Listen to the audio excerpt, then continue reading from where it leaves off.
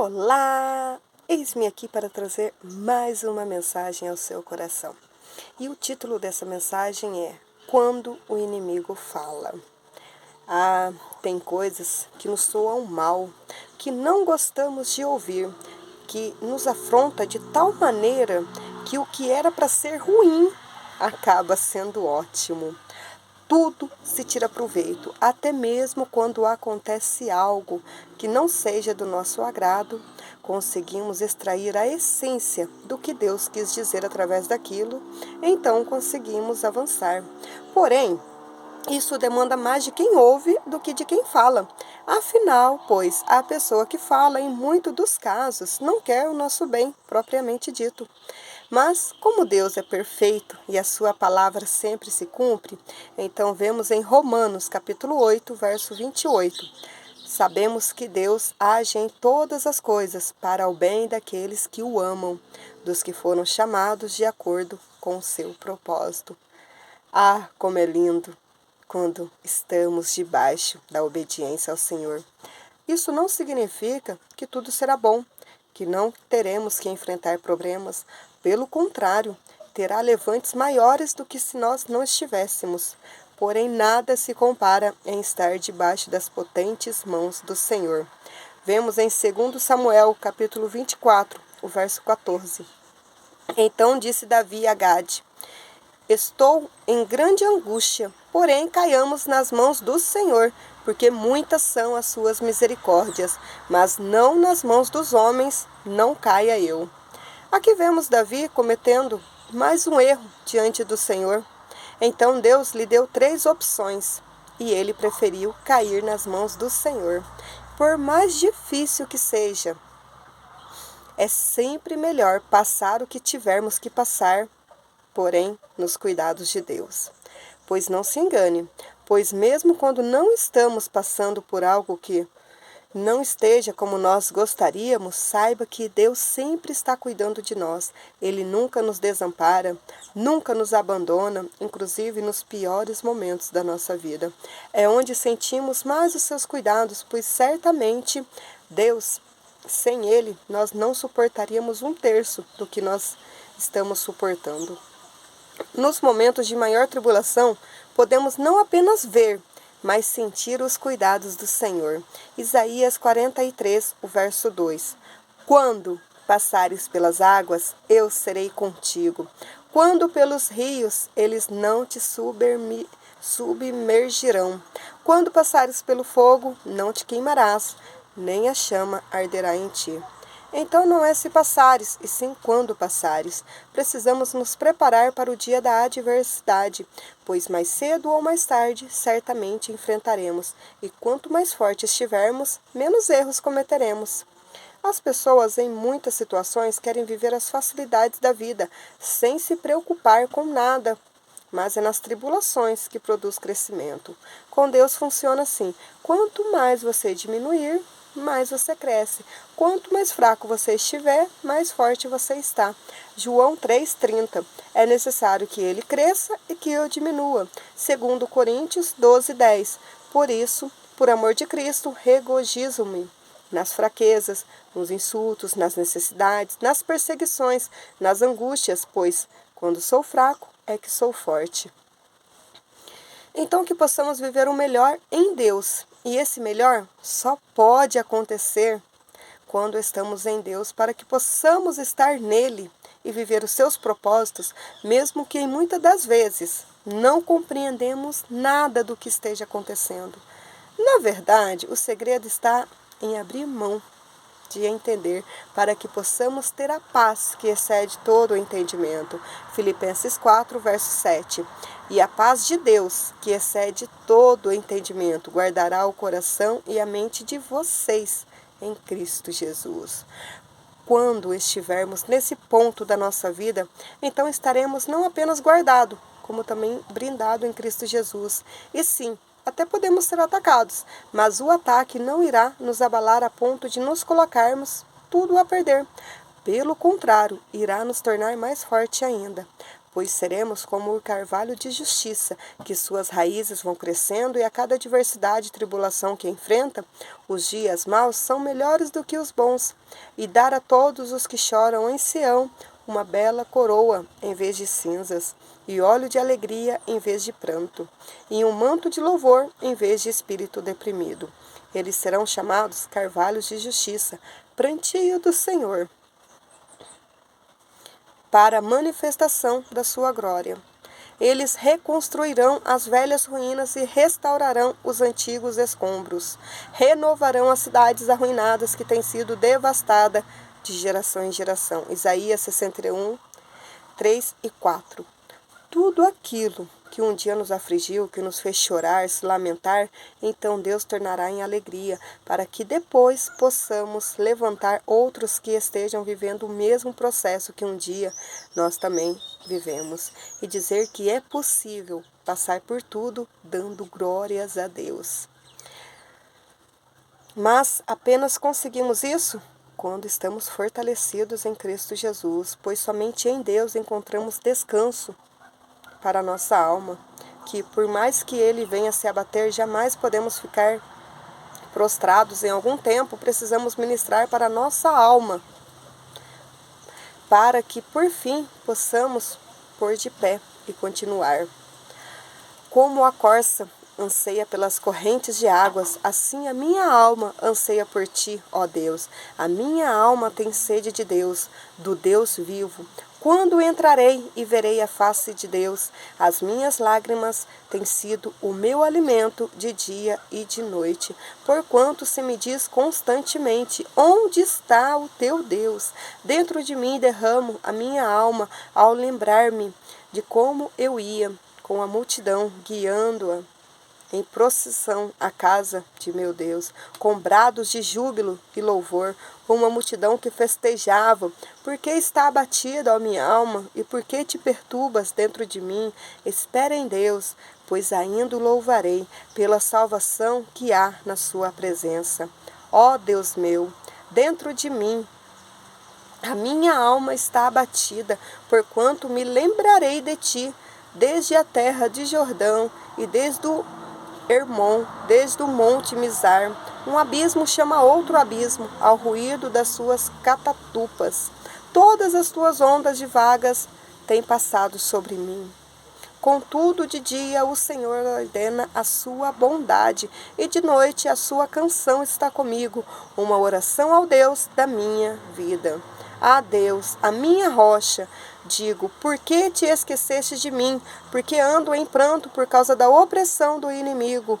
Como com ferida mortal nos meus ossos me afrontam os meus adversários, dizendo-me continuamente: onde está o teu Deus? Porque está abatida, ó minha alma, e por que te perturbas dentro de mim? Espera em Deus, pois ainda o louvarei. Ele é o meu socorro e o meu Deus. Salmos 42, do 1 ao 11. Sim, existirá momentos em que nos abateremos, que nos entristeceremos, mas que isso não pode nos tornar pessoas amargas, sim, sem perspectiva de um futuro melhor, mas que isso sirva para nos aproximar ainda mais de Deus. Quanto mais próximo estivermos de Deus, mais fortalecidos nos tornaremos, pois momentos difíceis sempre existirão e não podemos basear a nossa vida em momentos, e sim sobre o que fomos chamados. Então, quando sabemos o porquê Deus nos chamou, não é a prova que nos tira do caminho, pelo contrário, ela nos faz ficar mais firme, pois sabemos que tudo trará crescimento. Nisso seremos aperfeiçoados a cada instante, pois são essas dificuldades que fazem com que os dons do Senhor sejam cada vez mais acentuados em nossa vida. Então os elogios e os aplausos serão apenas para quem nos chamou e quem nos tem capacitado a cada dia. Que não venhamos querer tomar a glória que é apenas do Senhor, pois apenas Ele é digno de todo louvor e toda adoração.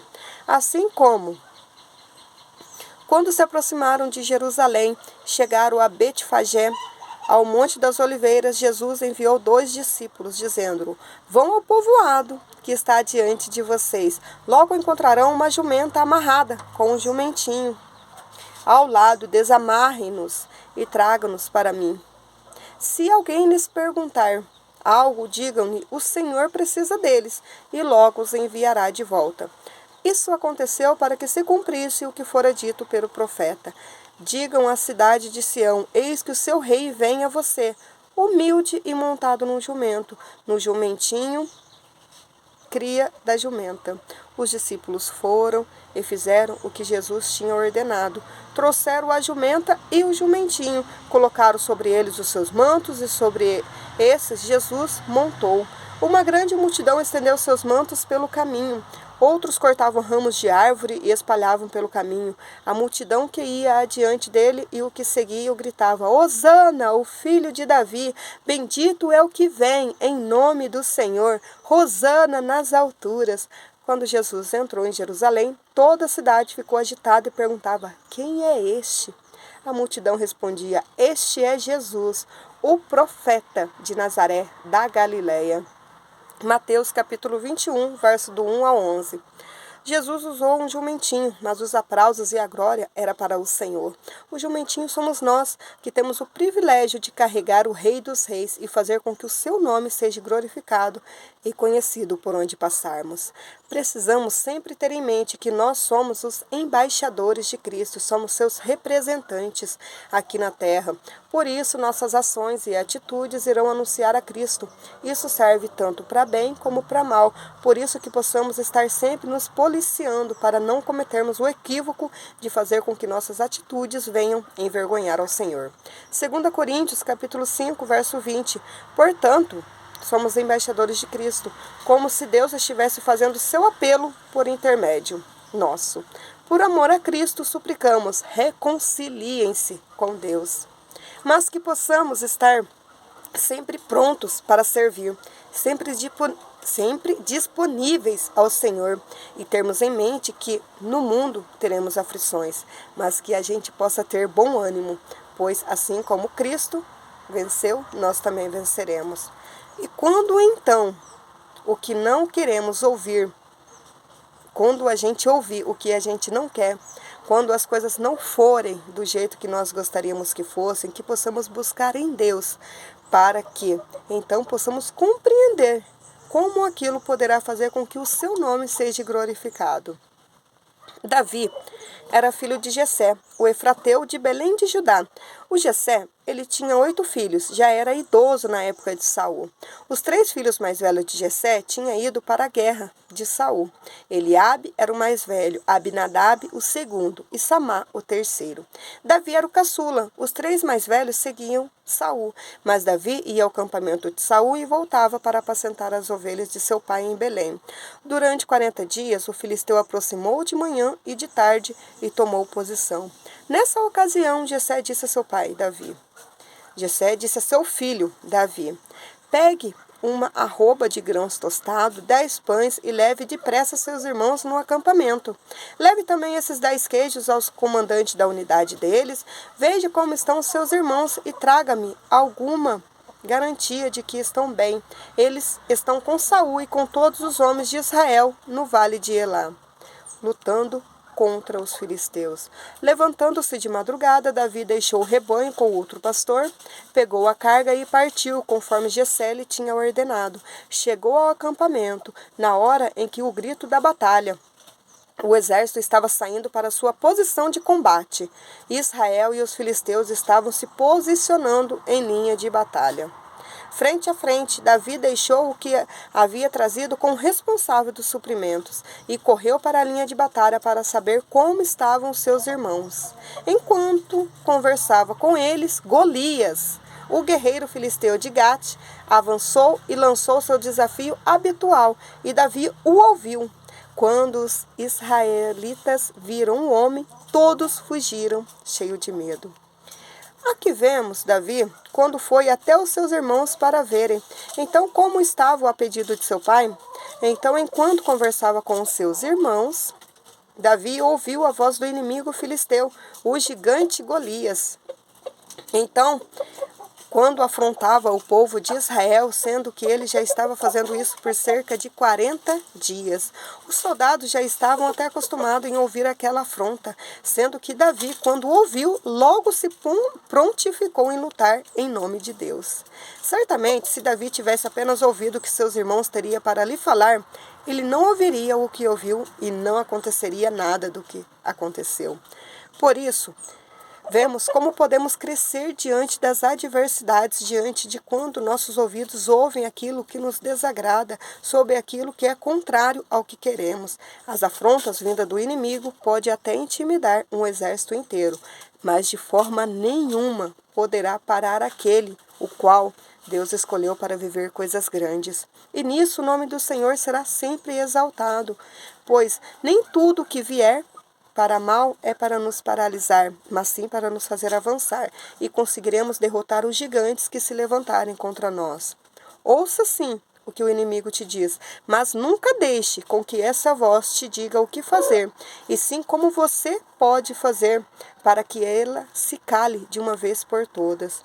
E nunca mais afronte não somente o povo de Deus, e também o Deus vivo. Não é apenas sobre ouvir, mas sobre o que você fará a respeito do que ouviu. Então, quando? E não se, pois certamente isso irá acontecer. Quando então você estiver a serviço do Pai, buscando pelos seus, pois essa é a maior missão, é buscar pelos nossos para o Pai. Não se acostume com a voz do inimigo.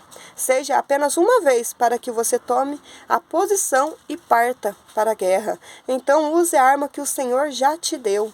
Não se intimide e nem discuta, pois todo aquele que se levantar contra o Deus de Israel, certamente Deus dará em suas mãos. Caberá a você ir em nome do Senhor e colocar esse gigante por terra. Boa tarde!